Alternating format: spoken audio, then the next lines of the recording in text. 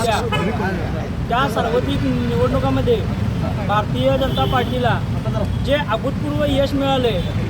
त्या यशाचा एक आनंदोत्सव साजरा करण्यासाठी या ठिकाणी भारतीय जनता पार्टीचे सर्व प्रमुख पदाधिकारी त्याचप्रमाणे सर्व निष्ठावंत कार्यकर्ते या ठिकाणी उपस्थित राहून एक छोटासा एक आनंदोत्सव किंवा विजयोत्सव आम्ही या ठिकाणी साजरा करतो आहे। खऱ्या अर्थानं हा विजयोत्सव साजरा करण्याचं कारण 6 एप्रिल 1680 रोजी ज्यावेळी भारतीय जनता पार्टीचा पहिला वर्धापन दिन होता आणि त्या वर्धापन दिनाच्या दिवशी स्वर्गीय अटल बिहारी वाजपेयी यांनी एक विधान केलं होतं। ते विधान असं होतं बंधूंनो, अंधेरा छटेगा सूरज निकलेगा कमल खिलेगा। आणि खऱ्या अर्थानं जर आपण संबंध देशामध्ये पाहिलं तर जवळजवळ 80 ते 85% संपूर्ण भारतावरती त्या ठिकाणी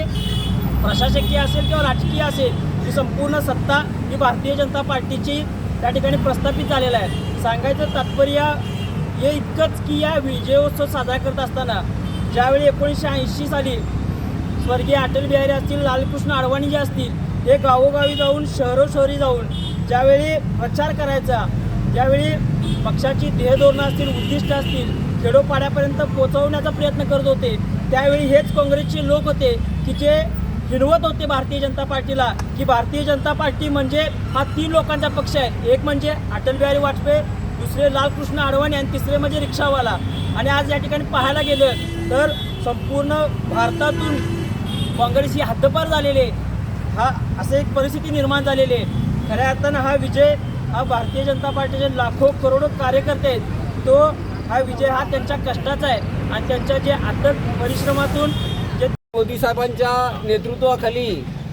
आपल्या पश्चिम बंगाल त्याचबरोबर आसाम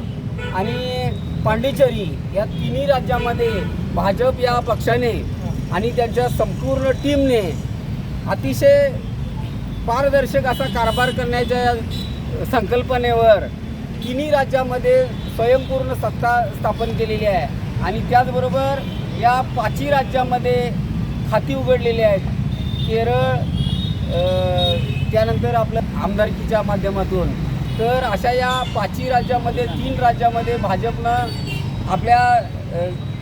स्वबळावर सत्ता स्थापन केलेल्या आहेत आणि म्हणून